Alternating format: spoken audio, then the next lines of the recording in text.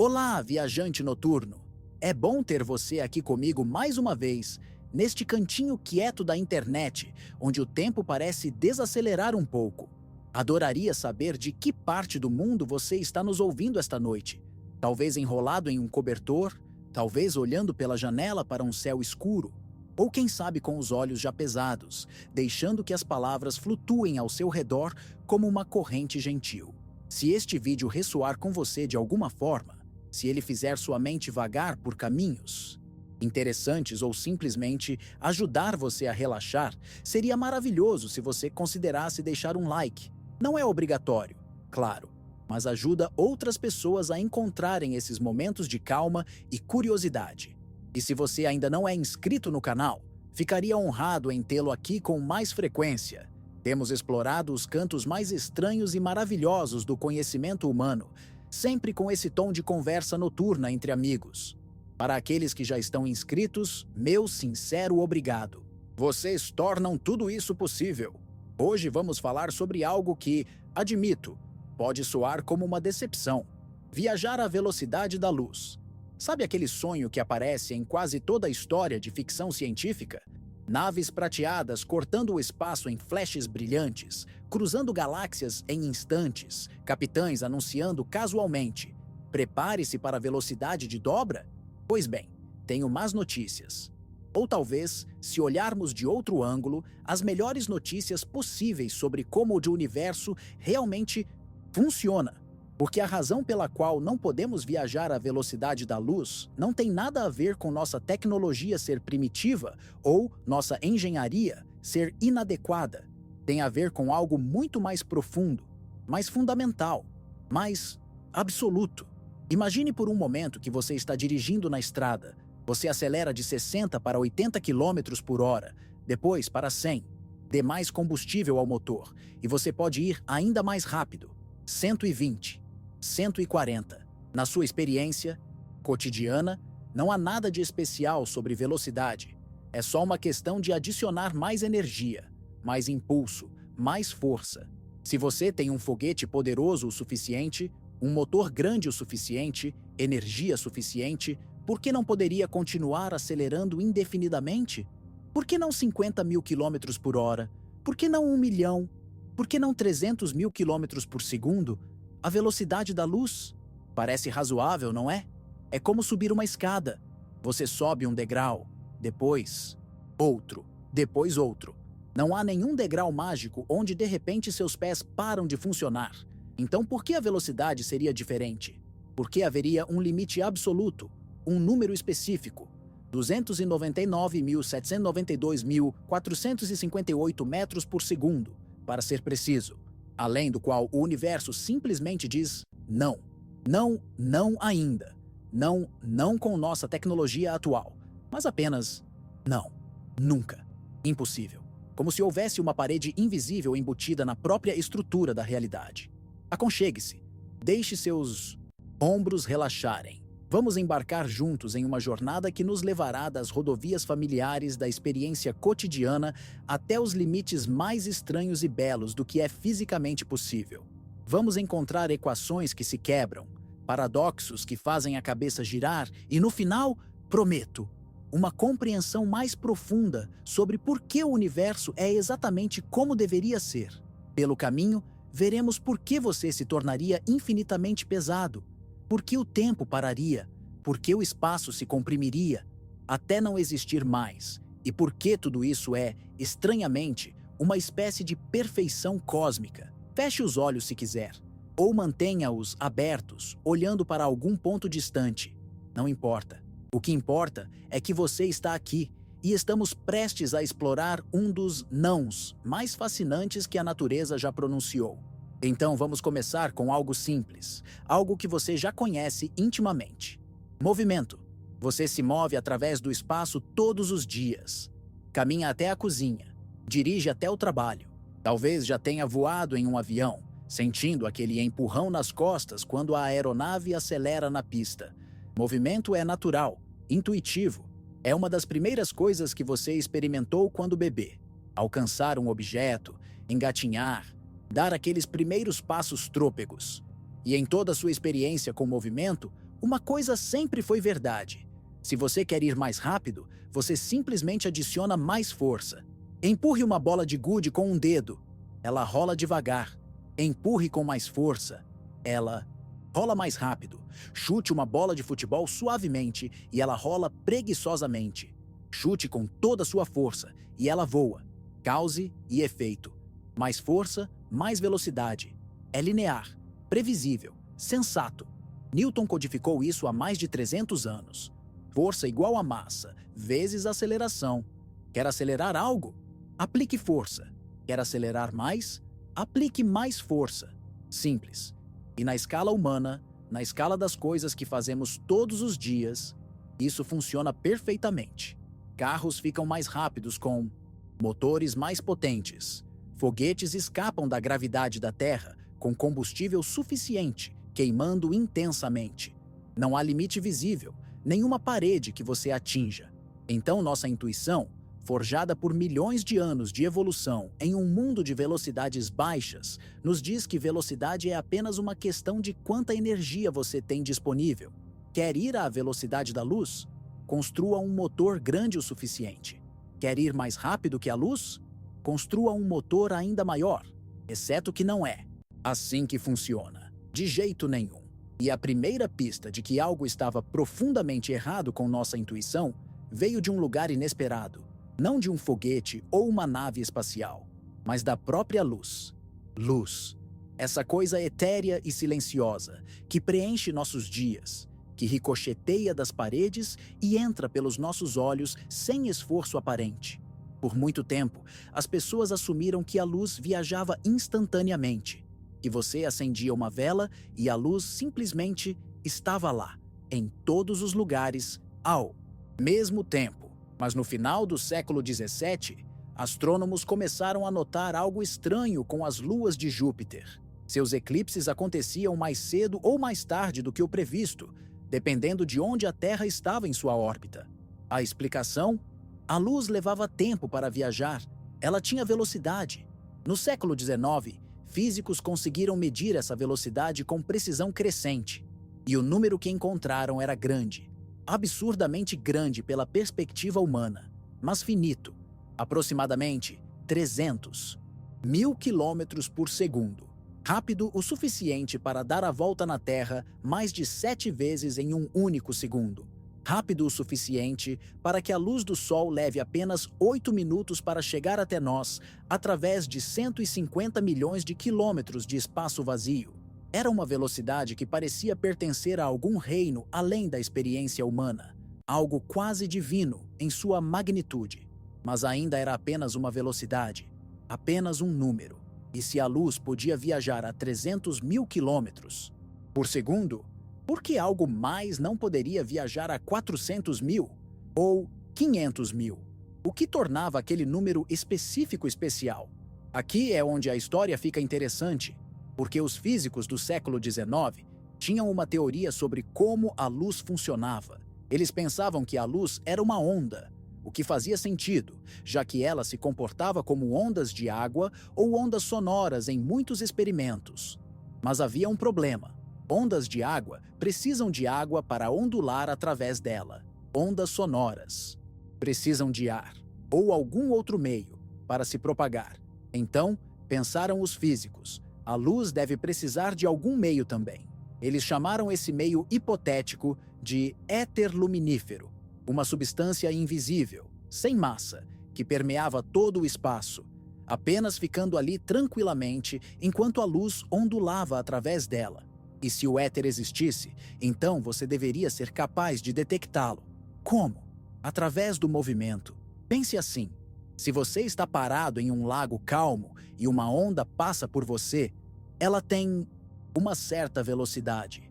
Mas se você está nadando na direção da onda, ela parece estar vindo em sua direção mais rápido. E se você está nadando na mesma direção que a onda está indo, ela parece mais lenta. Sua velocidade através da água afeta a velocidade aparente da onda. O mesmo deveria ser verdade para a luz se ela estivesse viajando através do éter. A Terra está girando ao redor do Sol a cerca de 30 quilômetros por segundo. Então, em um ponto da órbita, estamos nos movendo, através do éter, em uma direção. E 6 meses depois, estamos nos movendo na direção oposta. A luz deveria parecer um pouco mais rápida em uma direção e um pouco mais lenta na outra, dependendo de como nosso movimento através do éter se alinhava com a direção da luz. Em 1887, dois físicos chamados Albert Michelson e Edward Morley decidiram medir essa diferença. Eles construíram um instrumento incrivelmente preciso, um interferômetro, que poderia detectar mudanças minúsculas na velocidade da luz. Eles dividiram um feixe de luz em dois, enviaram cada metade em direções perpendiculares, rebateram ambos de volta com espelhos e os recombinaram. Se a luz viajasse a velocidades ligeiramente diferentes nas duas direções por causa do movimento da Terra através do éter, os feixes ficariam ligeiramente fora de sincronia quando se encontrassem novamente. Eles veriam um padrão de interferência, ondas de luz cancelando ou reforçando umas às outras. Eles fizeram o experimento e mediram. Nada. Nenhuma. Diferença. Zero. A luz viajava exatamente à mesma velocidade em todas as direções. Independentemente de como a Terra estava se movendo, eles tentaram novamente em diferentes épocas do ano. Nada. Tentaram diferentes orientações do equipamento. Nada. A luz simplesmente não se importava com o quanto você estava se movendo ou em que direção. Ela sempre viajava a exatos 299.792.458 metros por segundo relativos a você. Isso era bizarro, completamente contraintuitivo. Se você está em um trem se movendo a 80 km por hora e atira uma bola na direção do movimento a 20 km por hora, alguém parado na plataforma vê a bola movendo-se a 100 km por hora. As velocidades se somam. Isso é óbvio, certo? É como a realidade funciona, exceto que aparentemente não funciona assim para a luz. Acenda uma lanterna em um foguete viajando a metade da velocidade da luz, e a luz da lanterna não viaja a 1,5 vezes a velocidade da luz. Ela viaja a velocidade da luz. Exatamente a mesma velocidade que sempre teve. Imagine jogar uma bola em um trem em movimento. E, não importa quão rápido o trem esteja indo, 10 km por hora, 1000 km por hora, quase a velocidade da luz. A bola sempre deixa sua mão à mesma velocidade relativa ao chão fora do trem. Não a mesma velocidade relativa a você no trem, mas relativa ao mundo exterior. Isso seria loucura, certo? Violaria tudo que você sabe sobre movimento. E ainda assim, era exatamente isso que os Daltonian experimentos mostravam sobre a luz. A luz não obedecia às regras normais de adição de velocidades. Ela tinha sua própria regra, 300.000 km por segundo. Sempre. Não importa o quê. Não importa se você estava correndo em sua direção ou fugindo dela. Não importa se você a estava emitindo de uma nave espacial ou de uma lanterna parada. Sempre a mesma velocidade. Os físicos ficaram perplexos. Alguns tentaram salvar o éter, propondo que a Terra, de alguma forma, o arrastava consigo. Então, nunca estávamos realmente nos movendo através dele. Outros sugeriram que objetos se contraíam na direção do movimento através do éter, de maneiras que coincidentemente cancelavam qualquer mudança detectável na velocidade da luz. As ideias ficaram cada vez mais elaboradas, cada vez mais esticadas, tentando encaixar essa observação teimosa em um mundo que fizesse sentido. E então apareceu Albert Einstein. Einstein, em 1905, era um jovem funcionário de escritório de patentes na Suíça, escrevendo artigos revolucionários nas horas vagas. Ele olhou para o problema do éter e da velocidade constante da luz, e teve uma percepção que era ao mesmo tempo perfeitamente simples e absolutamente radical. Ele disse: e se não houver éter? E se a velocidade constante da luz não for uma coincidência bizarra ou uma peculiaridade de algum meio invisível, mas simplesmente uma propriedade fundamental do universo? E se a luz viaja a essa velocidade porque é assim que o espaço e o tempo funcionam? Mas aceitar que a velocidade da luz é genuinamente constante para todos os observadores, significa que algo mais precisa ceder. Porque se velocidades não se somam normalmente quando se trata de luz, então nossa compreensão de velocidade, de espaço, de tempo, tudo isso precisa mudar. E Einstein percebeu o que precisava mudar. O próprio tempo e espaço não são absolutos. Eles são flexíveis, maleáveis, relativos ao observador. Isso era a relatividade especial. E foi aqui que tudo começou a ficar realmente estranho. Veja, em nosso mundo cotidiano, assumimos que o tempo é o tempo. Um segundo para você é um segundo para mim, é um segundo para alguém. Em uma nave espacial, é um segundo para alguém sentado em casa. O tempo flui uniformemente, universalmente, como um rio cósmico carregando todos nós a mesma taxa. E o espaço é o espaço.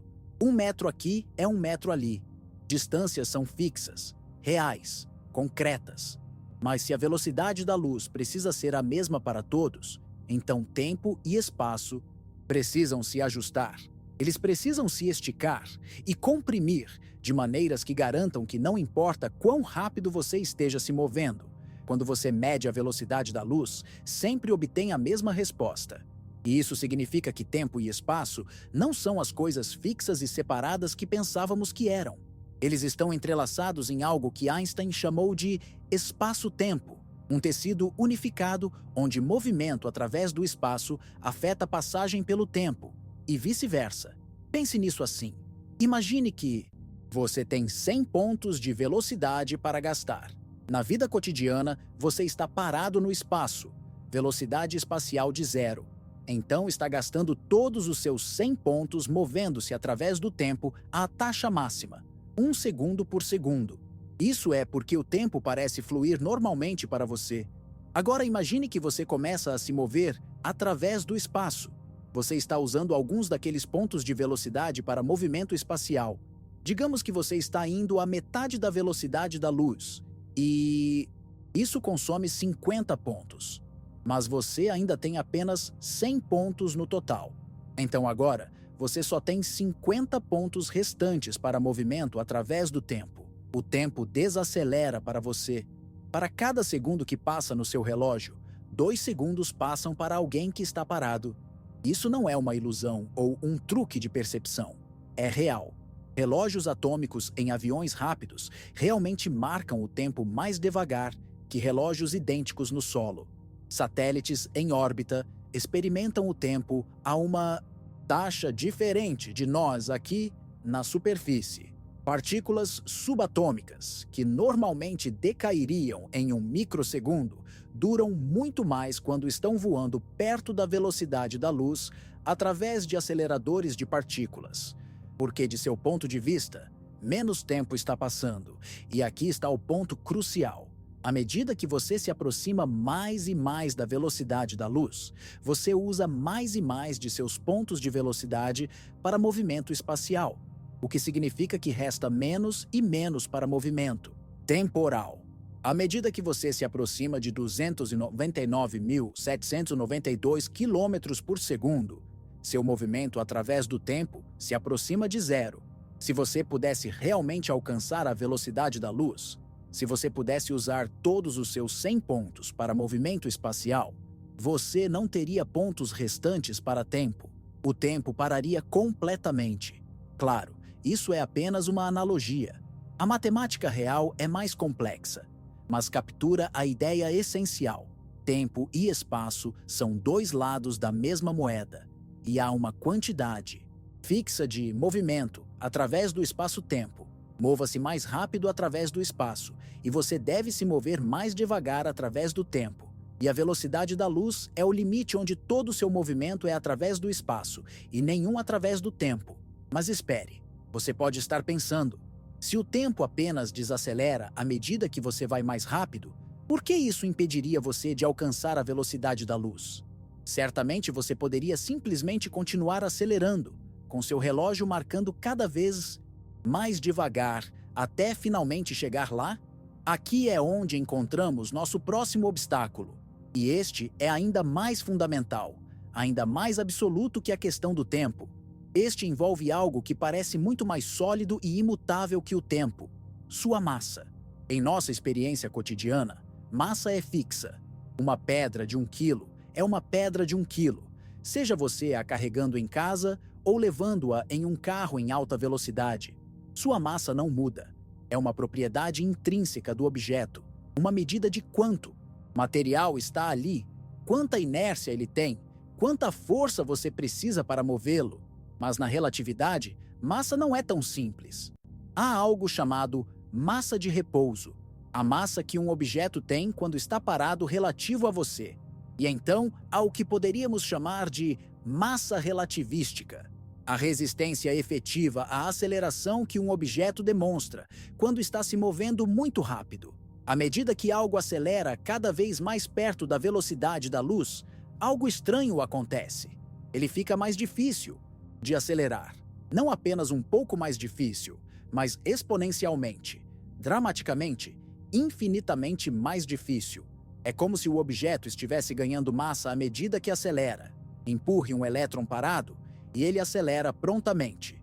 Empurre um elétron já viajando a 90% da velocidade da luz, e de repente parece que você está empurrando algo muito, muito mais pesado. Por quê? Porque na relatividade, energia e massa são intercambiáveis. Você provavelmente conhece a equação mais famosa de Einstein, Ikekel MC2. Energia igual a massa vezes a velocidade da luz ao quadrado. O que isso está dizendo é que massa é energia congelada e energia é massa fluida. São duas formas da mesma coisa fundamental. Quando você acelera algo, você está adicionando energia a ele. Energia cinética, energia de movimento. E porque energia e massa são equivalentes, adicionar energia é adicionar massa. Em velocidades cotidianas, isso é imperceptível. A energia cinética de um carro a 100 km por hora adiciona uma quantidade de massa equivalente a aproximadamente 0,000000001 grama. Insignificante, indetectável. Mas à medida que você se aproxima da velocidade da luz, a matemática muda. A energia necessária para acelerar não aumenta linearmente. Ela aumenta de acordo com uma curva que se torna cada vez mais íngreme. A 90% da velocidade da luz, você precisa de mais que o dobro da energia que a física newtoniana preveria. A 99%, você precisa de cerca de 7 vezes mais. A 99,9%, você precisa de mais de 20 vezes mais. A 99,99%, mais de 70 vezes. A curva se torna vertical. À medida que você se aproxima da velocidade da luz, a energia necessária para acelerá-lo ainda mais explode em direção ao infinito. E porque essa energia se manifesta como massa, sua massa efetiva também explode em direção ao infinito. Você está tentando acelerar algo que está se tornando infinitamente pesado, e você não pode acelerar algo de massa infinita. Não importa quanta energia você aplique. É como tentar empurrar uma montanha que cresce mais rápido do que você pode empurrar. Você nunca a move. Você nunca alcança aquela velocidade final. Isso não é uma limitação de engenharia. Não é que precisamos de um motor melhor ou combustível mais eficiente. É que a própria natureza da massa e energia torna impossível. A equação, a bela, simples, inexorável equação, diz não. Suavemente, mas firmemente. Você pode chegar a 99,99999% da velocidade da luz, se tiver energia suficiente. Mas nunca 100%. Nunca o limite exato, porque aquele último empurrão requer energia infinita, e energia infinita não existe no universo. Então aqui estamos nós.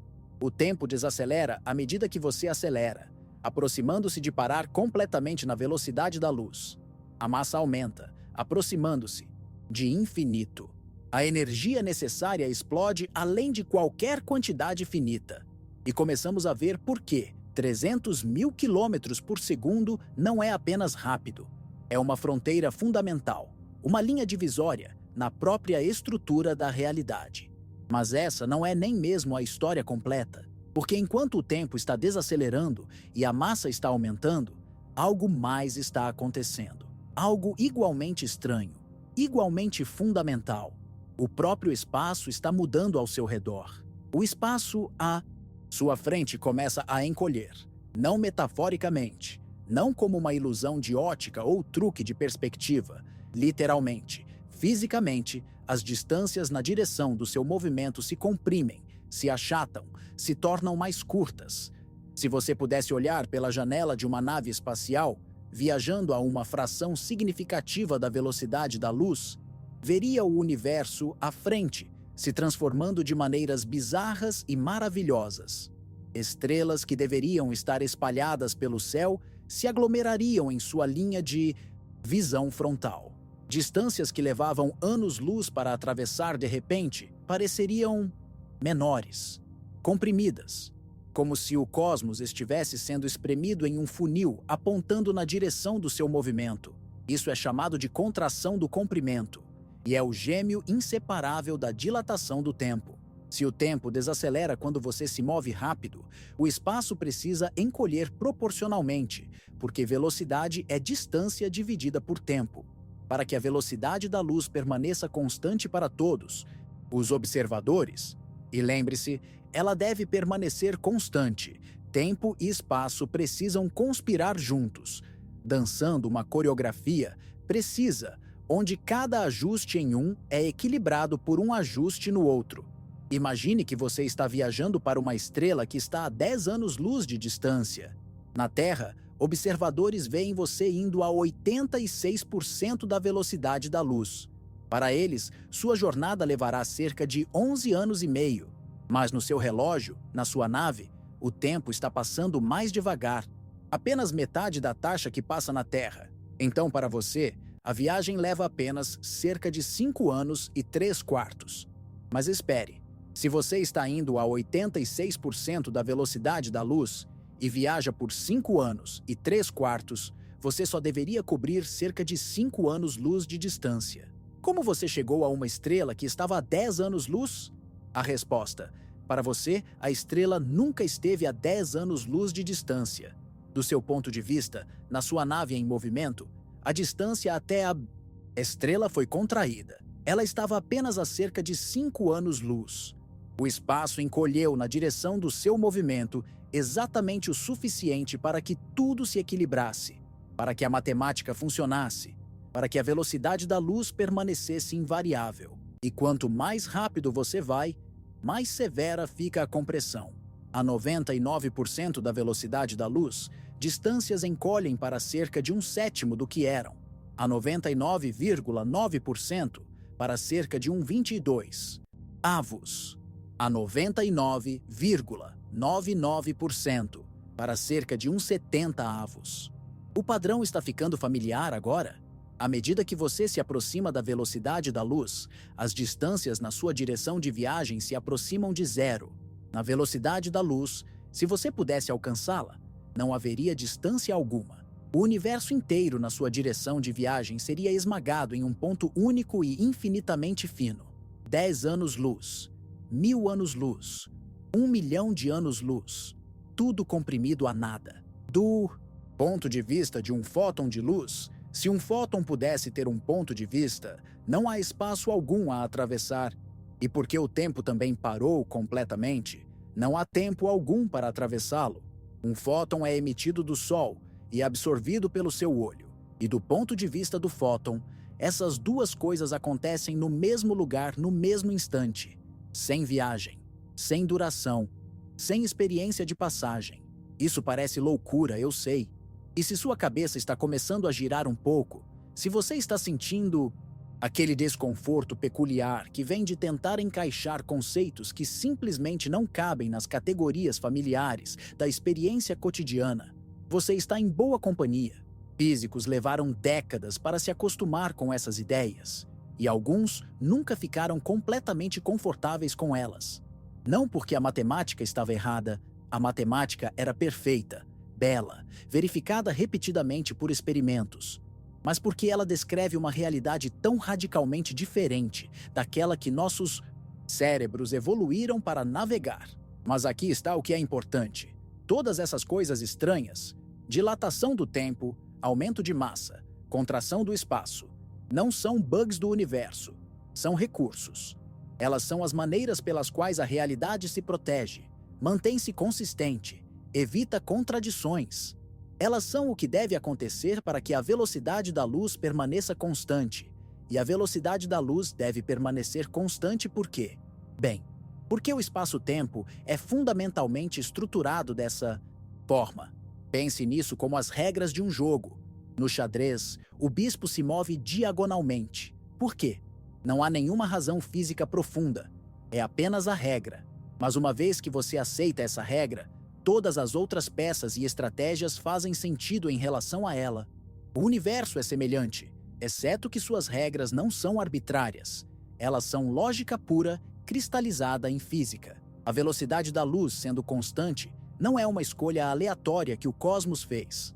É uma consequência de como o espaço-tempo funciona no seu nível mais fundamental, de como causa e efeito operam, de como informação pode se propagar através da realidade.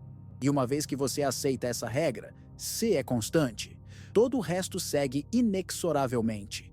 Tempo deve desacelerar, espaço deve contrair, massa deve aumentar. Não porque o universo está sendo estranho ou difícil, mas porque essas são as únicas maneiras de manter tudo logicamente coerente. Agora, você pode estar pensando, ok, eu entendo que fica cada vez mais difícil acelerar à medida que você se aproxima da velocidade da luz. Mas e se? E se tivéssemos uma quantidade realmente grande de energia? E se pudéssemos aproveitar toda a produção de energia de uma estrela ou de uma galáxia? Certamente, com energia suficiente, poderíamos superar essa barreira? A resposta é não, mas a razão pela qual não é tão fascinante quanto a pergunta. Veja, não importa quanta energia você aplique, a equação permanece teimosamente assintótica. Você pode chegar a 99% da velocidade da luz com, digamos, 100 unidades de energia.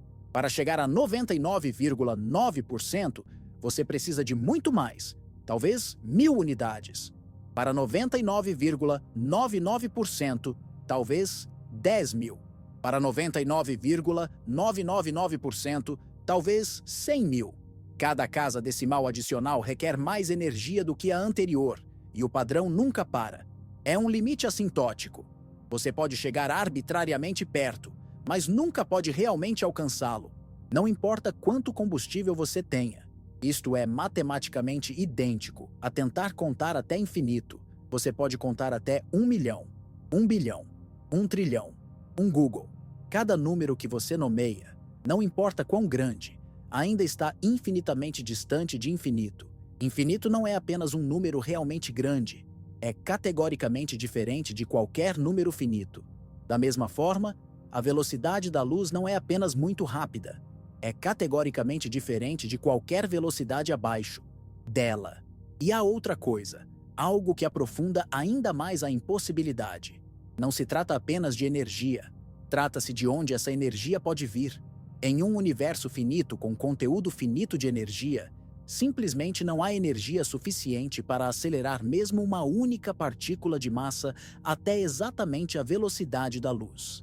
Você esgotaria todo o conteúdo de energia do cosmos observável e ainda não seria suficiente. A própria finitude do universo conspira contra a possibilidade. Então aqui, estamos com múltiplas paredes convergindo em torno de nós. O tempo pararia, a massa se tornaria infinita, o espaço colapsaria, a energia necessária se tornaria infinita. E tudo isso acontece exatamente no mesmo limite. 299.792.458 metros por segundo. Aquele número específico de não foi escolhido, foi descoberto. É uma propriedade emergente de como o espaço-tempo funciona, tão fundamental quanto o fato de que círculos têm 360 graus ou que água congela a 0 graus Celsius. Embora, claro, aquele último seja um tanto arbitrário, baseado em nossas escalas de medição. A velocidade da luz não é. Mas espere. Você pode protestar. Espere um minuto. A luz viaja à velocidade da luz. Obviamente. Fótons fazem isso o tempo todo, então claramente é possível viajar a essa velocidade. O que há de tão especial sobre a luz que ela consegue fazer o que nós não conseguimos? Agora fizemos a pergunta certa, e a resposta é tão elegante quanto profunda. Fótons não têm massa. Massa de repouso. Especificamente, lembra como falamos sobre massa de repouso versus massa relativística? Um elétron parado tem massa de repouso, uma quantidade intrínseca de massa que possui independentemente de quão rápido está indo. Mas um fóton tem massa de repouso zero, não tem massa própria alguma. É pura energia, puro movimento, pura vibração nos campos eletromagnéticos que permeiam o espaço. E porque não tem massa de repouso, as regras são diferentes.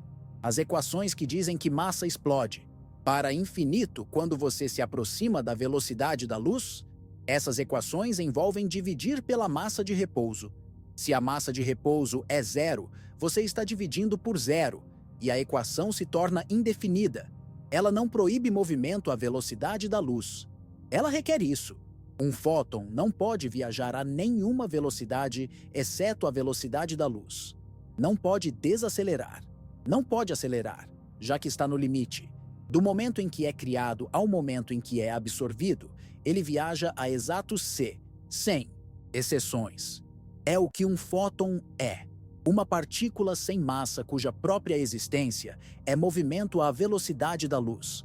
Tire isso dele, e você não tem um fóton mais lento. Você não tem um fóton de jeito nenhum. Existem outras partículas assim. Gravitons, se eles existem, também seriam sem massa, e também viajariam a c. Qualquer partícula com massa de repouso zero deve viajar à velocidade da luz. Qualquer partícula com qualquer massa de repouso de todo não pode viajar à velocidade da luz. A linha divisória é absoluta, binária, sem espaço intermediário. E nós, você e eu, feitos de prótons e nêutrons e elétrons, todos com massa de repouso, estamos firmemente do lado que não pode. Estamos permanentemente exilados de alcançar aquele limite, não por falta de tentativa ou tecnologia, mas por decreto ontológico. A própria natureza de ter massa nos proíbe. Se isso parece injusto, considere o lado oposto. Fótons não podem fazer algo que nós fazemos sem esforço. Parar. Você pode ficar parado. Pode sentar em uma cadeira. Do ponto de vista do cosmos, você pode ter uma velocidade de zero, relativo ao seu entorno imediato. Um fóton nunca pode. Deve sempre estar se movendo, sempre à mesma velocidade, sempre sem descanso, para sempre. Há uma certa simetria poética nisso. Matéria e energia, massa e luz, existência material e radiação pura, separadas por um limite que nenhuma pode cruzar. Vivemos em universos complementares, nós e os fótons, ocupando o mesmo espaço-tempo, mas operando sob regras ligeiramente diferentes, para sempre impedidos de trocar de lugar. Mas isso levanta outra questão, uma que preocupa as pessoas desde que Einstein publicou suas teorias. Se você não pode alcançar a velocidade da luz, o que acontece se você tentar ir mais rápido? E se você de alguma forma pudesse pular por cima daquele limite? E se houvesse uma maneira de ir de, digamos, 99,9% da velocidade da luz para 101%, apenas pulando aquele problemático 100% no meio? Aqui é onde as coisas ficam realmente interessantes e também realmente impossíveis. Veja, viajar mais rápido que a luz não apenas viola a conservação de energia ou requer massa infinita, faz algo muito pior: quebra a causalidade, quebra causa e efeito. Abre a porta para paradoxos onde efeitos precedem causas, onde você pode receber respostas antes de fazer perguntas, onde o futuro pode alterar o passado. E o universo parece ter uma aversão profunda e fundamental a paradoxos. Aqui está o porquê. Em relatividade, diferentes observadores em movimento discordam sobre a simultaneidade, sobre quais eventos acontecem ao mesmo tempo. Se você está parado e vê dois eventos acontecerem simultaneamente, alguém voando passando por você em alta velocidade pode ver um acontecer antes do outro. Isso está ok para eventos normais, causalmente desconectados. Não cria problemas. Mas se você pudesse enviar informação ou viajar mais rápido que a luz, poderia explorar esse desacordo sobre simultaneidade para criar loops causais. Você poderia, efetivamente, enviar mensagens para seu próprio passado. E uma vez que você pode fazer isso, pode criar o clássico paradoxo do avô. Você volta no tempo e impede seu próprio nascimento. Então você nunca nasce. Então você nunca volta no tempo. Então você nasce. Então você volta. Ad infinitum. O universo não permite isso. Não porque violar a causalidade seria ruim, em algum sentido moral, mas porque seria logicamente incoerente. A realidade não pode ser autoconsistente e também permitir loops causais paradoxais. Então ela não permite. E a maneira como ela não permite é tornando a velocidade da luz não apenas um limite de velocidade, mas um limite de causalidade. A velocidade máxima na qual causa pode influenciar efeito, na qual informação pode se propagar, na qual qualquer coisa pode afetar qualquer outra coisa. Às vezes as pessoas chamam isso de limite de velocidade cósmica, mas isso subestima o que realmente é. Não é que o universo estabeleceu uma lei de trânsito arbitrária, é que a própria estrutura do espaço-tempo, a própria tessitura da realidade causal, tem uma velocidade máxima embutida nela. A luz viaja a essa velocidade não porque seja especial, mas porque qualquer coisa sem massa deve viajar a essa velocidade. E a luz, simplesmente, é a forma mais óbvia de algo sem massa que podemos facilmente observar. Então, quando você pergunta, por que não podemos viajar à velocidade da luz? Você está realmente perguntando, por que a causalidade tem uma velocidade máxima? E a resposta é, porque se não tivesse, a lógica entraria em colapso. Causa e efeito perderiam significado. E o universo como algo compreensível e consistente deixaria de existir. A impossibilidade de viajar à velocidade da luz não é um defeito no projeto do cosmos. É uma característica, talvez a característica mais importante, a que mantém tudo ligado, a que garante que a realidade faça sentido, que histórias possam ter começos e fins, que você possa confiavelmente dizer que uma coisa levou a outra. Neste ponto, reconheço, isso pode parecer uma série de portas sendo firmemente fechadas na nossa cara. Não podemos viajar à velocidade da luz porque o tempo pararia, porque a massa se tornaria infinita, porque o espaço desapareceria, porque a energia necessária seria infinita, porque a causalidade quebraria. Cada ângulo que tentamos, cada porta que tentamos abrir, encontramos o universo gentilmente, mas firmemente dizendo não. E para alguns, isso parece deprimente. A ficção científica prometeu estrelas, galáxias, viagens instantâneas através de distâncias inimagináveis. A realidade nos dá uma parede intransponível a 300 mil quilômetros por segundo e diz, você pode chegar perto, mas não mais perto do que isso. Mas aqui está o que percebi, ao longo de anos contemplando essas coisas. Os limites são onde a beleza vive. As fronteiras do possível são onde vemos mais claramente como o universo realmente funciona. E esse limite particular, esse não específico, é responsável por quase tudo maravilhoso sobre a realidade. Sem ele, sem um limite de velocidade para a causalidade, o tempo não teria estrutura. Passado e futuro se misturariam em um borrão indiferenciado. Sem ele, matéria não poderia existir de forma estável. Partículas não poderiam manter identidades coerentes. Átomos não poderiam se formar. Química seria impossível. Sem ele, o universo seria um mar caótico, onde nada poderia afetar consistentemente qualquer outra coisa, onde padrões não poderiam emergir, onde evolução de estrelas, planetas, vida, consciência não poderia acontecer. O limite da velocidade da luz é a fundação sobre a qual a complexidade é construída. É o que permite que estruturas persistam no tempo. É o que possibilita que informação seja localizada, que histórias sejam contadas, que você possa ser você de um momento para o próximo, em vez de instantaneamente dissolver-se em interações com tudo no cosmos de uma vez. Em outras palavras, você existe porque não pode viajar à velocidade da luz. Sua continuidade, sua capacidade de ter pensamentos que seguem uns aos outros em sequência, sua capacidade de fazer planos e vê-los se desdobrar, tudo isso depende de haver uma estrutura causal ao universo. E essa estrutura causal depende de haver um limite de velocidade. Então talvez possamos começar a olhar para esse limite não como uma frustração, mas como um presente. A velocidade da luz, sendo finita e inultrapassável, não é o universo sendo mesquinho. É o universo sendo matematicamente necessário, logicamente consistente, e na sua consistência, tornando-se habitável, compreensível, belo.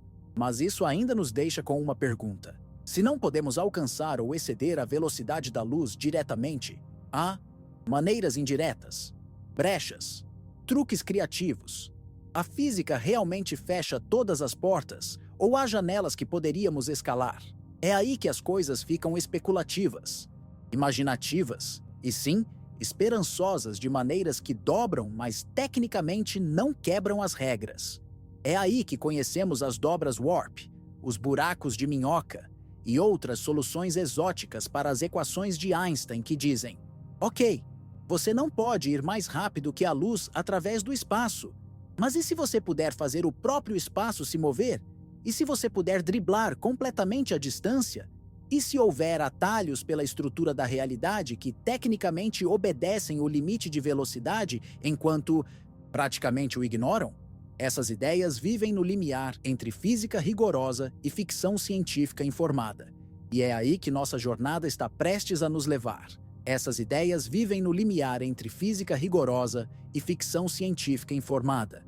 E explorar esse território requer que sejamos honestos sobre o que é teoricamente possível versus o que é praticamente realizável. Há uma diferença enorme entre as equações permitem isso e podemos realmente construir isso. Mas vamos mergulhar nessas possibilidades, porque mesmo as impossibilidades nos ensinam algo profundo sobre como a realidade funciona. Comecemos com a ideia mais famosa, aquela que aparece em praticamente toda a série de ficção científica que se preza, a dobra Warp. A imagem é icônica. Uma nave espacial envolve-se em uma bolha de espaço-tempo distorcido e surfa através do cosmos, tecnicamente nunca se movendo mais rápido que a luz, relativo ao seu espaço local, mas atravessando distâncias que levariam anos ou séculos em meros dias ou horas. É elegante, é sedutora e, surpreendentemente, não é completamente impossível. A ideia tem suas raízes em um artigo de 1994, escrito por um físico mexicano chamado Miguel Alcubierre. Ele percebeu algo fascinante sobre as equações de campo de Einstein. As equações que descrevem como massa e energia curvam o espaço-tempo. Essas equações são incrivelmente flexíveis. Elas permitem que o espaço-tempo seja esticado, comprimido, torcido de maneiras surpreendentes. E Alcubierre encontrou uma solução específica que, pelo menos matematicamente, permitiria algo notável. Você poderia contrair o espaço à sua frente e expandir o espaço atrás de você, criando uma onda no próprio tecido do espaço-tempo que carregaria uma nave consigo. Pense nisso como estar em uma esteira rolante cósmica. Você não está se movendo em relação à esteira sob seus pés. Você está parado relativo ao seu pedaço local de espaço. Mas a própria esteira está se movendo, carregando você junto. Do ponto de vista de alguém de fora, você atravessou uma grande distância rapidamente. Do seu ponto de vista, você nunca quebrou nenhum limite de velocidade. O espaço ao seu redor estava fazendo todo o trabalho. É brilhante, é inventivo. E antes que você comece a imaginar viagens intergalácticas no próximo século, precisamos falar sobre os problemas. Porque há problemas. Muitos deles. Do tipo que fazem engenheiros chorarem e físicos rirem nervosamente. Primeiro, energia. A solução de Alcubierre requer algo chamado matéria exótica. Matéria com densidade de energia negativa. Não é antimatéria, e é apenas matéria normal com carga oposta. É algo muito mais estranho. É matéria que teria massa negativa, que se comportaria de maneiras que violam todas as nossas intuições sobre como objetos físicos funcionam. E pelo que sabemos, esse tipo de matéria não existe no universo. Nunca observamos isso, nunca criamos isso. Não temos nem ideia de como começaríamos a produzi-lo. Segundo, quantidade. As Estimativas iniciais de Alcubierre para quanta matéria exótica você precisaria para criar uma bolha warp eram astronômicas. Estamos falando sobre a massa-energia equivalente de todo o planeta Júpiter, convertida em matéria exótica. E isso era apenas para uma bolha pequena, talvez do tamanho de uma nave espacial. Trabalhos posteriores conseguiram reduzir esses números. Algumas propostas modificadas chegaram a algo mais próximo da massa do Sol, ou até menos. Mas mesmo na estimativa mais otimista, você ainda está falando sobre quantidades de energia e matéria exótica que estão tão além de nossa capacidade tecnológica atual que podem muito bem ser infinitas. Terceiro, controle. Criar a bolha warp é uma coisa, controlá-la é outra completamente diferente. Como você dirige? Como você para? Alguns físicos mostraram que de dentro da bolha, você não poderia realmente enviar sinais para sua frente ou trás. A geometria do espaço-tempo que você criou impediria comunicação causal com as bordas da bolha. Então você não poderia ligar ou desligar o motor warp uma vez que está em movimento. Você não poderia mudar de direção. Seria como estar em um carro sem volante, sem freios, sem acelerador, apenas sendo carregado por uma força que você não pode controlar ou modificar. Quarto, e talvez mais preocupante, o que acontece com o espaço ao seu redor? Conforme você se move, sua bolha warp interage com partículas e radiação no espaço, e não de maneiras gentis. Cálculos sugerem que radiação de alta energia acumularia na borda frontal da bolha, como uma onda crescente. E quando você finalmente desacelerasse, se pudesse, toda aquela energia seria liberada de uma vez em um feixe devastador de radiação capaz de esterilizar planetas. Você chegaria ao seu destino apenas para inadvertidamente destruí-lo. Não exatamente o que temos em mente para a exploração espacial. Então a dobra warp, embora tecnicamente não proibida pelas leis da física que conhecemos, está tão longe de ser prática que pode muito bem estar em um universo diferente.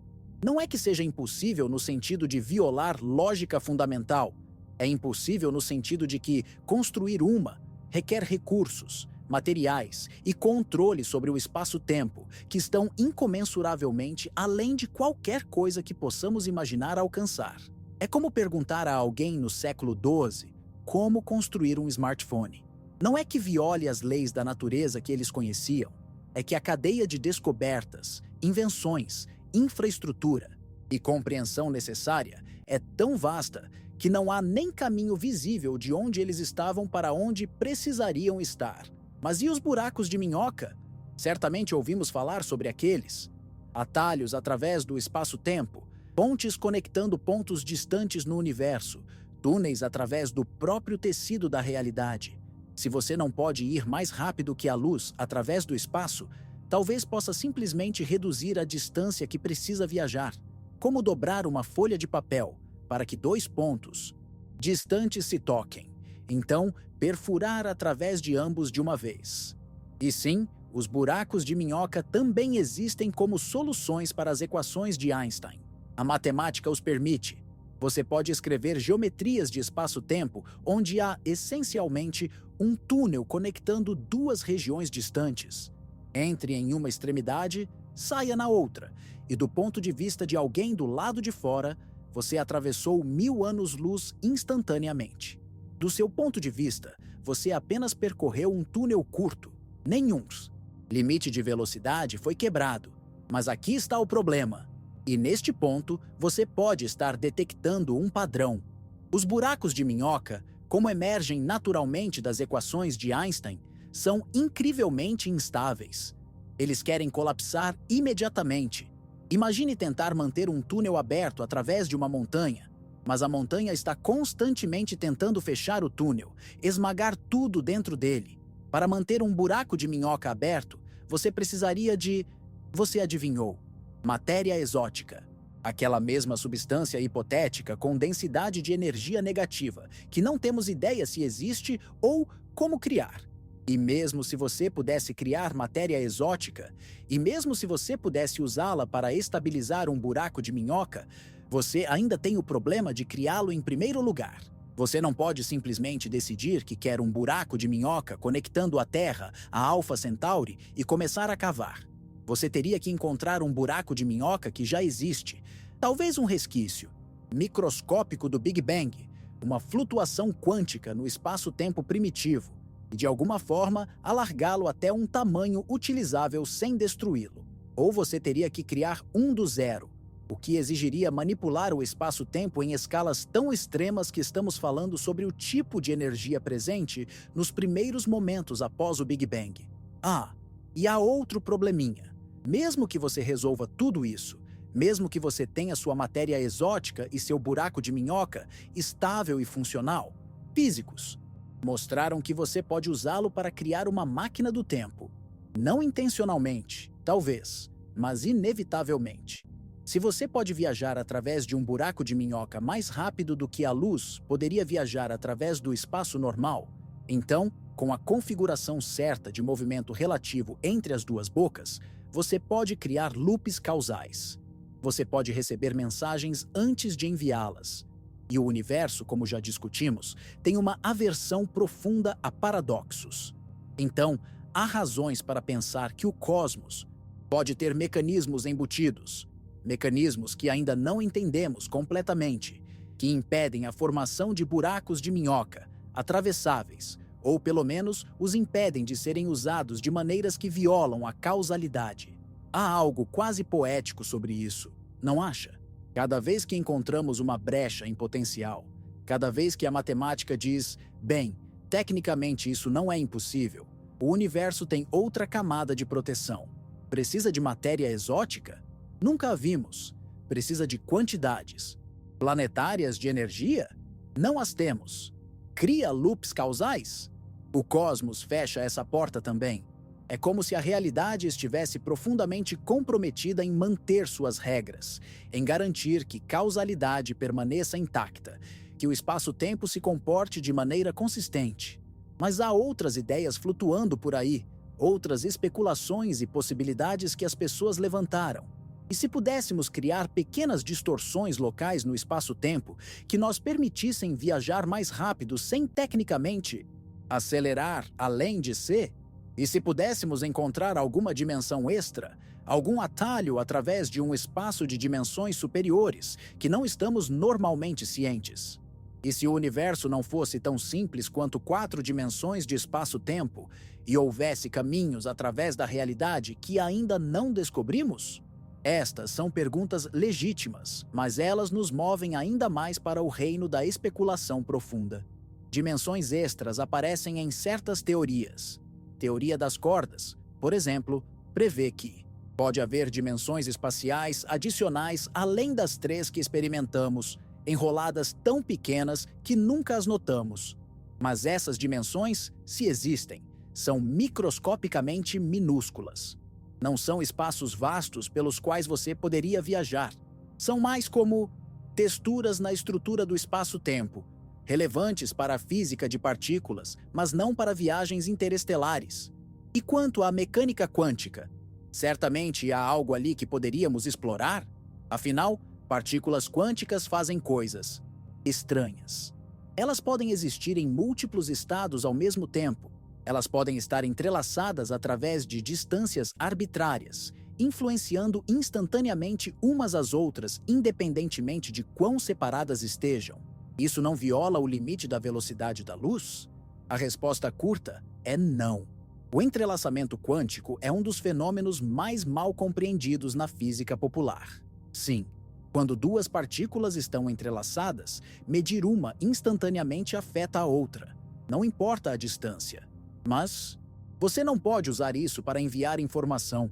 O que você observa em cada extremidade parece aleatório até que você compare as observações. E essa comparação precisa ser feita através de canais normais, limitados pela velocidade da luz. É como ter 2 moedas mágicas que sempre dão resultados opostos quando lançadas. Cara em uma significa coroa na outra, instantaneamente. Mas você não pode controlar qual resultado obtém, então não pode usá-las para enviar uma mensagem. Você só pode notar a correlação depois de comparar notas, e isso requer comunicação normal.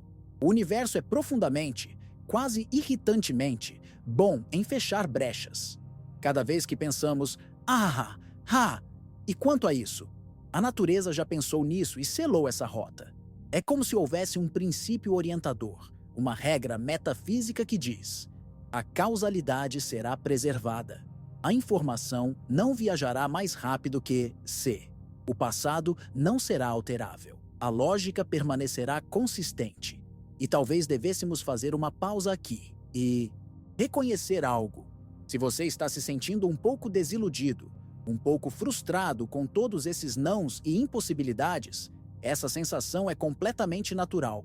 Fomos alimentados com ficção científica que faz viagens interestelares parecerem não apenas possíveis, mas rotineiras. Star Trek, Star Wars, quase toda a história espacial que amamos trata atravessar galáxias como apenas uma questão de ter o motor certo ou descobrir o combustível certo. E é tentador pensar que nossa física atual simplesmente não entende tudo ainda, que eventualmente descobriremos o truque que torna tudo isso possível. Mas aqui está o que aprendi ao passar anos pensando sobre essas coisas. Os limites não são o fim da maravilha. Eles são o começo da criatividade. Saber o que é genuinamente impossível nos ajuda a focar no que é difícil, mas alcançável. E há muita coisa que é difícil, mas alcançável quando se trata de viagens espaciais.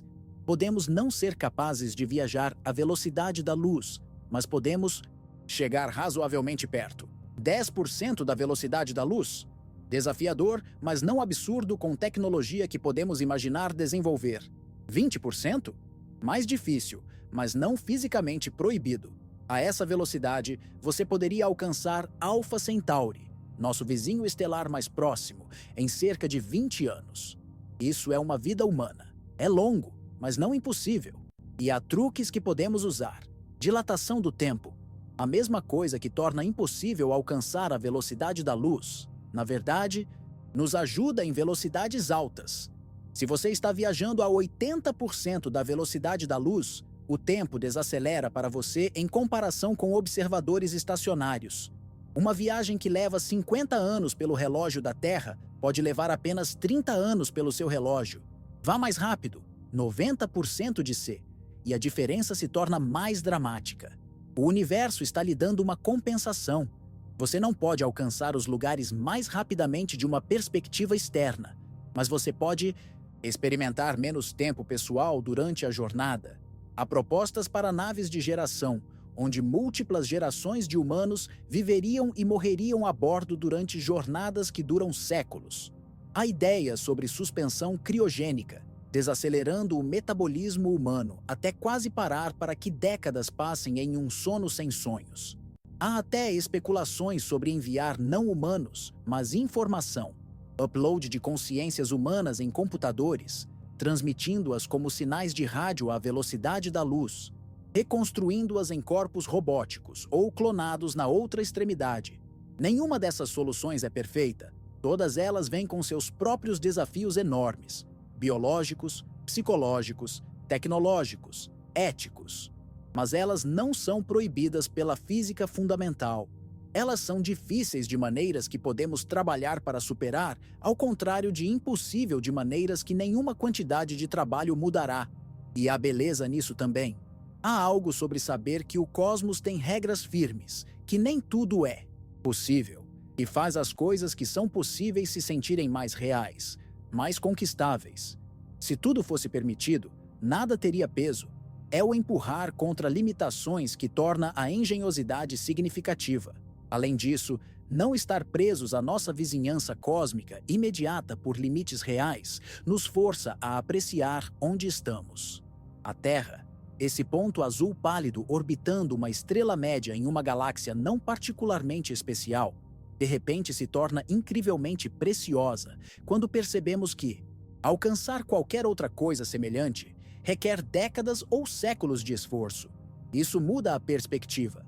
Faz você valorizar isso aqui, agora, este lugar improvável, onde a matéria se organizou de tal forma que pode contemplar sua própria existência. Mas eu divago. Voltemos à física, a questão fundamental. Por que não podemos viajar à velocidade da luz? Passamos por toda a matemática, todos os obstáculos, todas as impossibilidades. Mas há uma maneira de unificar tudo, de ver o quadro completo de uma só vez? Eu acho que sim.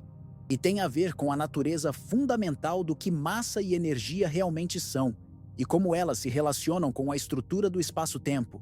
Veja, em nosso modelo mais profundo da realidade, o que surge de combinar mecânica quântica com relatividade, partículas com massa são fundamentalmente padrões de energia presos ao espaço-tempo de uma maneira específica. Elas são, em certo sentido, vibrações nos campos quânticos que permeiam todo o espaço. Uma partícula com a massa é uma vibração que tem uma certa rigidez, uma inércia, uma resistência a mudanças de movimento. Essa resistência é o que chamamos de massa. Partículas sem massa, fótons, por exemplo, são vibrações diferentes nesses campos. Elas não têm essa rigidez, essa inércia em repouso. Elas são pura oscilação, pura propagação através dos campos. E a taxa natural na qual essas oscilações sem rigidez se propagam através do espaço-tempo acontece de ser c, a velocidade da luz. Não é uma coincidência. É uma consequência direta de como campos quânticos funcionam em um espaço-tempo relativístico. Então, quando perguntamos por que partículas massivas não podem viajar à velocidade da luz, estamos realmente perguntando por que você não pode pegar uma vibração com rigidez embutida e fazer ela se propagar à mesma taxa que uma vibração sem rigidez alguma. E a resposta é: porque tentar fazer isso requer superar uma quantidade infinita de inércia. Você está tentando fazer algo com resistência inerente ao movimento se comportar como algo sem resistência alguma ao movimento. Não é apenas difícil, é categoricamente impossível, como tentar fazer o número 3 se comportar como o conceito de azul. São tipos diferentes de coisas, e isso, finalmente, é porque todas as brechas levam a becos sem saída. Você pode imaginar dobrar o espaço ou criar atalhos, mas você não pode mudar a natureza fundamental do que significa ter massa versus não ter massa.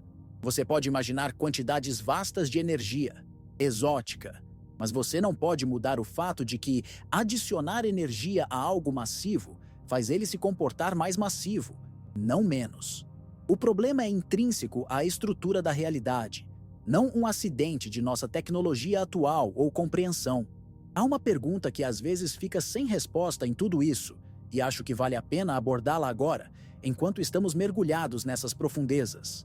A pergunta é: por que C? Por que aquele número específico? 299.792.458 metros por segundo. Por que não 1 milhão? De quilômetros por segundo? Por que não 1000?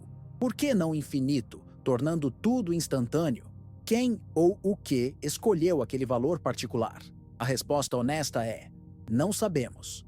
Ou mais precisamente, não temos uma explicação mais profunda dentro da física atual para por que o limite de velocidade é o número que é.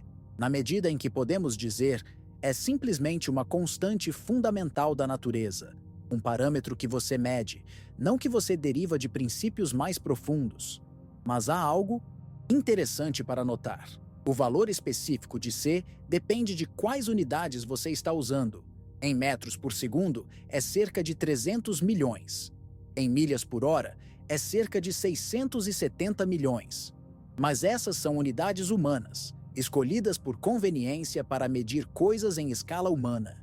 Do ponto de vista do universo, a escolha de unidades é arbitrária. Há um sistema de unidades que os físicos às vezes usam chamado unidades naturais, ou de Planck, onde você define suas unidades de forma que certas constantes fundamentais sejam iguais a 1.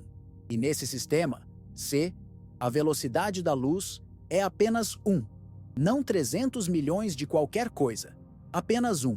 Uma velocidade unitária. E nessa perspectiva, perguntar por que C tem o valor que tem é como perguntar por que 1 metro é tão longo? A resposta é porque é assim que definimos nossas réguas. O que é significativo não é o número específico, mas que há um limite finito, que o espaço-tempo tem uma estrutura causal com uma velocidade máxima embutida nela, Qual é essa velocidade em quilômetros por segundo? Isso é apenas uma questão de convenção de medição. Mas que há uma, isso é física profunda. E talvez isso seja libertador, em certo sentido. Não estamos perdendo alguma versão alternativa maravilhosa da realidade onde C é maior e as estrelas estão ao alcance. Esta é a única realidade, a única versão do espaço-tempo que é logicamente consistente e capaz de suportar estrutura complexa e causalidade.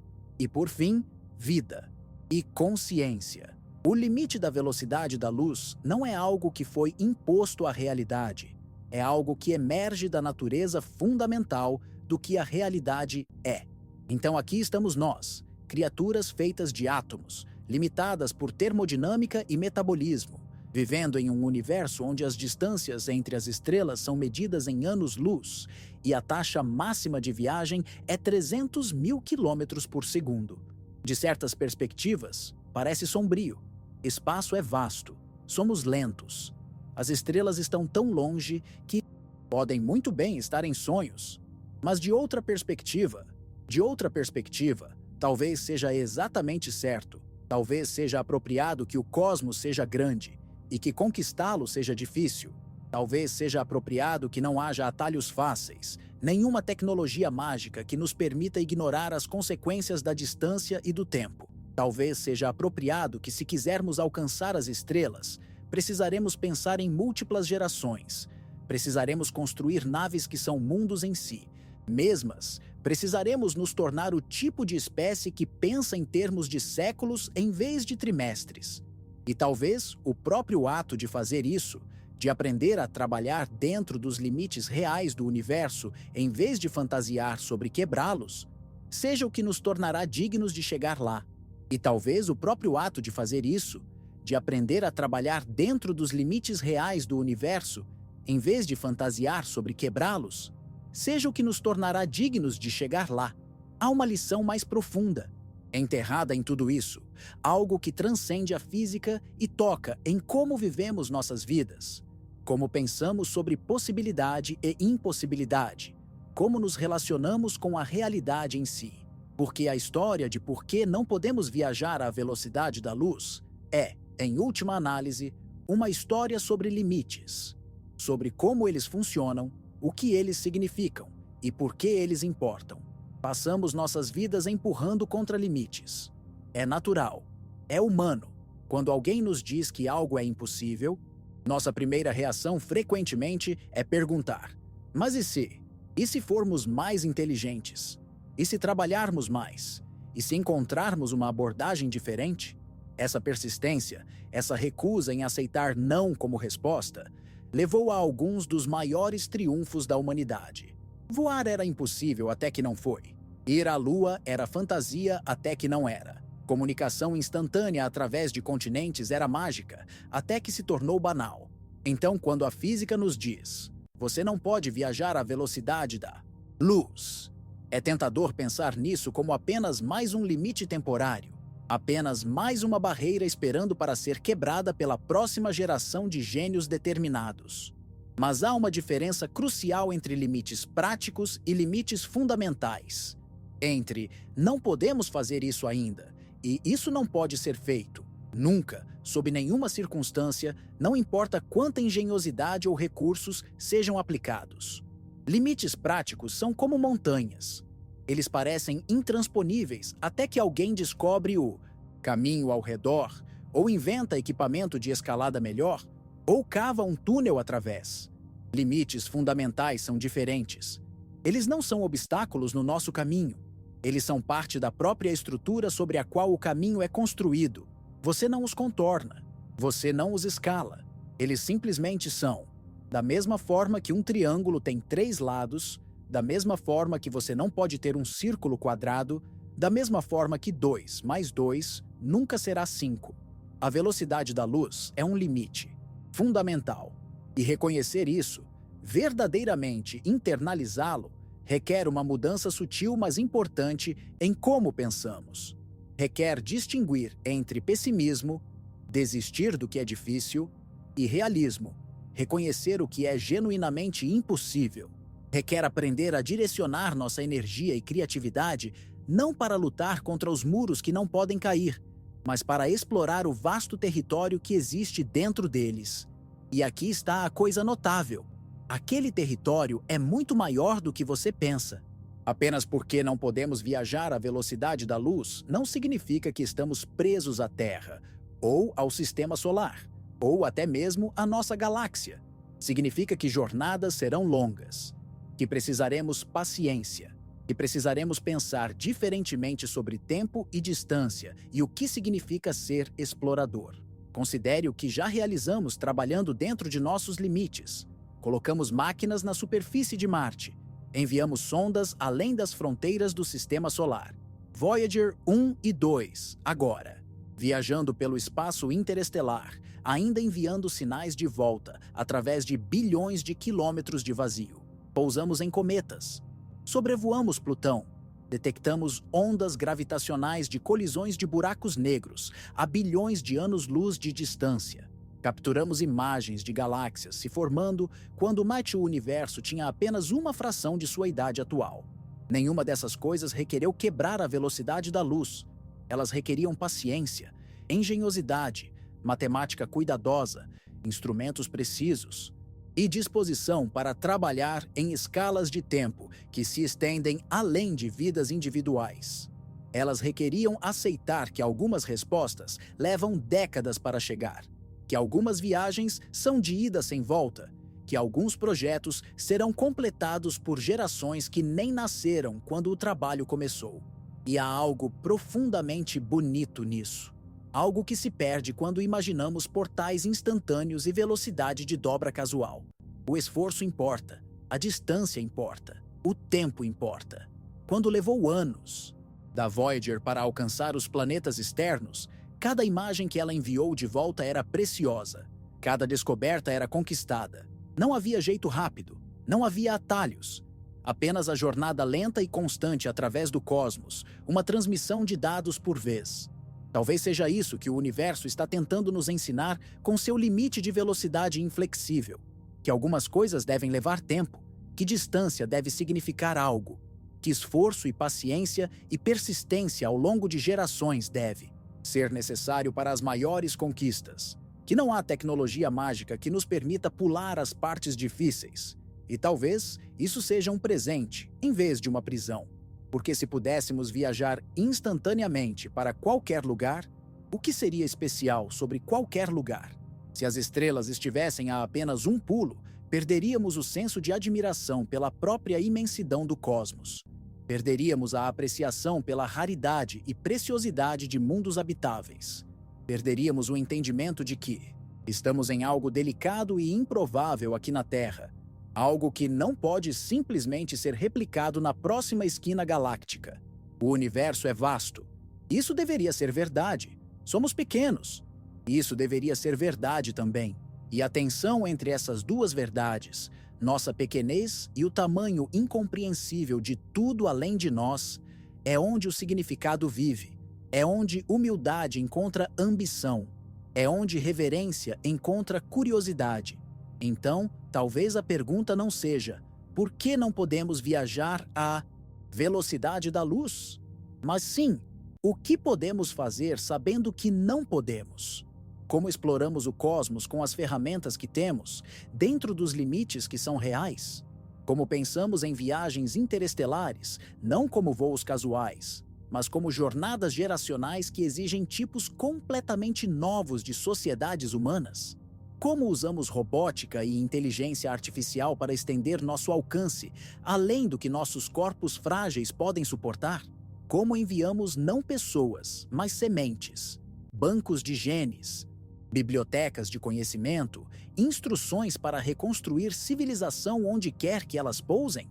Estas não são perguntas menores. São perguntas maiores, mais interessantes, mais humanas do que como fazemos um motor ir mais rápido. Elas nos forçam a confrontar o que realmente valorizamos, o que queremos preservar, o que queremos nos tornar. Elas transformam viagem espacial de um desafio de engenharia em um desafio filosófico, ético, existencial. E há outra camada aqui também, algo que só Percebi depois de anos girando essas ideias em minha mente. O limite da velocidade da luz nos força a viver com incerteza e fé de maneiras que tecnologia instantânea nunca exigiria. Se você enviar uma mensagem para uma colônia em Alpha Centauri, levará 4 anos e meio para chegar lá, e mais 4 anos e meio para uma resposta voltar. 9 anos de ida e volta. Você faz uma pergunta hoje, pode receber uma resposta quando for uma pessoa completamente diferente, com preocupações diferentes, vivendo em um mundo diferente. Isso muda a natureza da comunicação, muda relacionamentos. Você não pode ter uma conversa com alguém a 4 anos-luz de distância, não no sentido de trocas constantes e fluidas. Você pode trocar cartas, mensagens ponderadas, enviadas através do vazio, sabendo que quando receberá a resposta, o momento terá passado, o contexto terá mudado, ambos terão seguido em frente de maneiras que não podem prever. É como correspondência da era anterior aos telefones, mas esticada por anos em vez de semanas. E há uma poesia estranha nisso. Uma profundidade que vem de ter que comprometer pensamentos em forma permanente, sabendo que você não pode esclarecer imediatamente, não pode corrigir mal-entendidos em tempo real. Você precisa ser pensativo, precisa ser claro, precisa confiar que a pessoa do outro lado entenderá, mesmo através das distâncias de espaço e tempo. O universo, com seu limite de velocidade, nos força a esse tipo de comunicação para distâncias interestelares. E talvez isso também seja apropriado. Talvez comunicação instantânea e constante não seja sempre boa. Talvez haja valor em silêncios longos, em ter tempo para processar antes de responder, em relacionamentos que se desdobram na velocidade de cartas pensativas em vez da velocidade de mensagens de texto disparadas. Mas estou filosofando agora, deixando a física rigorosa para trás e entrando em território mais especulativo, mais pessoal. Deixe-me trazer de volta à Terra por um momento. Ou melhor, deixe-me trazer de volta ao questionamento fundamental que tem nos guiado por toda esta jornada. Por que não podemos viajar à velocidade da luz? Passamos por toda a matemática, todas as impossibilidades. Vimos como o tempo para, como massa se torna infinita, como o espaço desaparece, como energia requerida explode além de qualquer quantidade finita. Vimos porque brechas como dobras warp e buracos de minhoca permanecem teóricas na melhor das hipóteses, impossíveis na pior. Vimos como a estrutura fundamental da causalidade depende desse limite existir e ser inviolável. Mas debaixo de todas essas explicações técnicas, há uma resposta mais simples, mais direta. Não podemos viajar à velocidade da luz porque somos feitos de matéria. E matéria, por sua própria natureza, tem massa. E massa, por sua própria natureza, não pode se mover à velocidade da luz. Luz pode viajar à velocidade da luz, porque luz não tem massa. São dois tipos fundamentalmente diferentes de existência, separados por uma fronteira que não pode ser cruzada. Não estamos do lado errado daquela fronteira. Estamos do lado que permite que existamos como estruturas estáveis e persistentes, como padrões de matéria que mantêm coerência ao longo do tempo, como seres que podem ter memórias e fazer planos e construir coisas que duram. Fótons não podem fazer isso. Eles são puro movimento, pura energia, sem persistência além de sua própria propagação. Eles surgem e desaparecem, nunca parando, nunca acumulando história. Nós, por outro lado, nós paramos, descansamos, persistimos, mudamos lentamente ao longo do tempo em vez de instantaneamente. E é essa lentidão, essa massa, essa inércia que nos torna o que somos. Você não pode ter seu bolo e comê-lo também. Você não pode ser matéria estável e também radiação sem massa. Você não pode ter os benefícios da persistência material e também a mobilidade absoluta da luz. E quando coloco dessa forma, quando vejo isso não como limitação, mas como característica definidora de nossa própria existência, a frustração de não poder viajar à velocidade da luz começa a desvanecer. Claro que não posso viajar à velocidade da luz. Eu sou matéria. Eu tenho massa. Eu persisto no tempo. Essas são as coisas que me tornam eu, que tornam qualquer coisa física mais do que um lampejo transitório de energia. A velocidade da luz não é algo que deveríamos conseguir alcançar. É algo que define o tipo de coisa que somos versus o tipo de coisa que luz é. É uma linha divisória ontológica, separando duas maneiras fundamentalmente diferentes de existir no universo. E estar do nosso lado dessa linha não é um defeito, é uma precondição para tudo que valorizamos sobre existência. Enquanto você ouve isso, talvez enrolado na cama, talvez olhando para a escuridão além da sua janela, talvez com os olhos já fechados, você está experimentando algo que fótons não podem nunca experimentar: continuidade, persistência, a sensação de ser o mesmo você, de momento a momento, mesmo quando tudo ao seu redor está mudando. Memórias de ontem ainda estão acessíveis. Planos para amanhã ainda fazem sentido. Você é uma coisa coerente, estendida através do tempo, não apenas um pulso instantâneo de energia. E isso só é possível porque você tem massa, porque você não pode viajar à velocidade da luz, porque você existe do lado da fronteira cósmica, onde matéria vive, onde estrutura pode se formar, onde complexidade pode emergir e evoluir e eventualmente se tornar consciente de si mesma. Então, no final, talvez a pergunta nunca tenha sido realmente por que não podemos viajar à velocidade da luz? Talvez a pergunta real tenha sido o que significa ser o tipo de coisa que não pode? E a resposta bonita e inesperada, é que significa ser real de maneiras que a luz não é. Significa persistir, mudar, crescer, lembrar, sonhar. Significa ser matéria em vez de energia, substância em vez de radiação, história em vez de momento. O universo, em sua sabedoria insondável e impessoal, criou duas maneiras de existir. Uma maneira é rápida, leve, sem massa, sempre em movimento à velocidade máxima.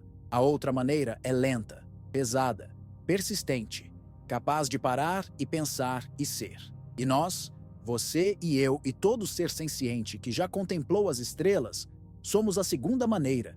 Não porque somos falhos ou limitados, mas porque somos o tipo de padrão que leva tempo para se desdobrar, que requer estabilidade, que não pode existir como instantâneo, mas apenas como narrativa. E narrativas levam tempo. Histórias têm começos, meios e fins que precisam se desenrolar em sequência. Você não pode comprimir uma sinfonia em um único instante sem perder o que a torna uma sinfonia. Você não pode colapsar uma vida em um ponto sem tempo, sem perder o que a torna uma vida. O fato de que estamos do lado da velocidade da luz, onde o tempo ainda flui, onde mudança leva tempo, onde viagens têm duração, isso não é um bug. É a única maneira pela qual consciência, experiência, significado podem existir de todo. Então, talvez devêssemos agradecer ao universo por seu limite de velocidade teimoso e inflexível. Agradecer por ele gentilmente, mas firmemente dizer: não, você não pode fazer isso. Você nunca poderá fazer isso. Porque aquele não é parte da mesma estrutura que nos dá sim para tudo mais. Para persistência, para memória, para crescimento, para entendimento, para aquela jornada lenta e maravilhosa de se tornar quem somos. As estrelas estão longe. Isso sempre será verdade. Alcançá-las será difícil, levará tempo, exigirá paciência e planejamento além de qualquer coisa que nossa espécie já tentou. Mas aquela dificuldade não é um defeito no projeto do cosmos. É parte do que torna o cosmos magnífico, vasto, digno de admiração. É parte do que torna cada descoberta preciosa, cada jornada significativa, cada passo para fora no desconhecido um ato de coragem e comprometimento. Nós não podemos viajar à velocidade da luz, mas podemos viajar.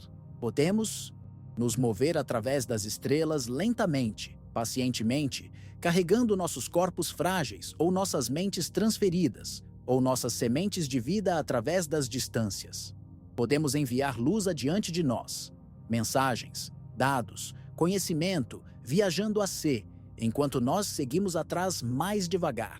Podemos sonhar com destinos que não veremos em nossas vidas e trabalhar em direção a eles de qualquer forma, confiando em gerações futuras, para completar o que começamos. Isso não é derrota, é propósito.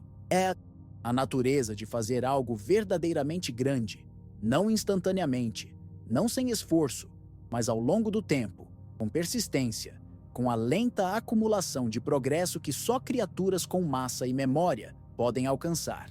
O universo nos deu limites, mas dentro daqueles limites, nos deu tudo o que importa: tempo para pensar, espaço para explorar, padrões complexos o suficiente para se tornarem vivos, conscientes, capazes de olhar para as estrelas e perguntar por quê, capazes de fazer matemática que revela as regras escondidas sob a superfície da realidade, capazes de entender, mesmo que não possamos alcançar, ainda não, o que está além. E quem sabe, talvez em 1000 anos, ou 10.000, ou 100.000, nossos descendentes olhem para trás nesta era e sorriam da maneira que sorrimos de pessoas no século XV, imaginando que nunca poderiam cruzar oceanos. Não porque quebrarão a velocidade da luz, eles não poderão, e isso permanecerá impossível, mas porque terão encontrado maneiras de viver dentro daquela impossibilidade que não podemos ainda imaginar. Maneiras de fazer jornadas de 100 anos parecerem rotineiras. Maneiras de manter comunidades coerentes através de anos-luz. Maneiras de ser humano ou pós-humano que tornam distância menos importante mesmo quando permanece vasta. Ou talvez não. Talvez as estrelas permaneçam para sempre em grande parte fora de alcance, faróis distantes que observamos mas raramente visitamos. E isso também estaria ok, porque já temos algo milagroso aqui. Já temos este momento, este lugar, esta consciência improvável emergindo da matéria e olhando de volta para si mesma através de olhos humanos. Você está aqui, agora, neste ponto particular no espaço-tempo, incapaz de viajar à velocidade da luz, mas capaz de entender por quê. Capaz de contemplar o funcionamento do cosmos e ver não aleatoriedade, mas padrão, não caos, mas lei, não crueldade, mas necessidade matemática. E há algo profundamente satisfatório nisso, em entender, mesmo quando não podemos ter, mesmo quando não podemos ser, a jornada que fizemos juntos, nesta noite, de rodovias cotidianas a limites cósmicos, de intuições newtonianas a paradoxos relativísticos, de frustrações tecnológicas a aceitações filosóficas. Essa jornada é ela mesma uma espécie de prova. Prova de que mentes limitadas em corpos limitados, em um planeta limitado, orbitando uma estrela média, podem, no entanto, estender-se conceitualmente para tocar as próprias regras da realidade. Podemos não viajar à velocidade da luz, mas nosso entendimento pode alcançar aquela fronteira e mapear seus contornos com precisão perfeita. E talvez isso seja suficiente. Talvez compreensão seja seu próprio tipo de viagem, seu próprio tipo de alcance. Talvez, quando entendemos por que não podemos alcançar a velocidade da luz, toquemos algo mais profundo que a própria velocidade da luz. Toquemos a estrutura lógica subjacente ao universo, as regras que tornam qualquer coisa possível de todo. O cosmos disse não, mas na explicação daquele não, nos deu algo mais precioso que sim teria sido. Nos deu insight, beleza, a elegância de equações que equilibram perfeitamente, a satisfação de ver como tudo se encaixa, tempo e espaço, massa e energia, causalidade e consistência, em um todo coerente que não poderia ser de outra forma. Você ainda está aqui. Espero que esses pensamentos tenham mantido você companhia, quer esteja acordado e contemplativo ou deslizando para o sono, onde ideias se tornam sonhos. Obrigado por vir comigo, nesta exploração dos limites e por que eles importam. Obrigado por sua curiosidade, sua paciência com matemática que desafia intuição, sua disposição para sentar com impossibilidade e vê-la não como fechamento, mas como clareza, onde quer que você esteja. Qualquer parte do mundo, qualquer momento da noite ou início da manhã, você está exatamente onde deveria estar, movendo-se através do espaço-tempo, a sua própria taxa perfeita, experimentando tempo a 1 segundo por segundo, ocupando espaço, como apenas matéria pode, E isso é maravilhoso. Você é maravilhoso. Esta conversa que tivemos, através de tela e distância, e o abismo estranho entre criador e ouvinte, foi real e significativa precisamente porque levou tempo, porque se desdobrou em sequência, porque você e eu estamos ambos do lado da fronteira cósmica onde narrativa é possível. As estrelas estarão lá amanhã, distantes e magníficas. A velocidade da luz permanecerá exatamente o que sempre foi, indiferente aos nossos desejos ou tecnologia. E você estará aqui, um pouco mais velho, um pouco mais sábio, carregando agora algum conhecimento pequeno sobre por que o universo é do jeito que é. Isso é suficiente. Mais que suficiente. Boa noite, viajante. Obrigado por sua companhia nesta jornada através de impossibilidades. Que seus sonhos sejam gentis, suas manhãs sejam suaves e seu senso de admiração pelo cosmos permaneça intacto mesmo, especialmente diante de seus limites. Descanse bem. O universo continuará sendo estranho e belo quando você acordar.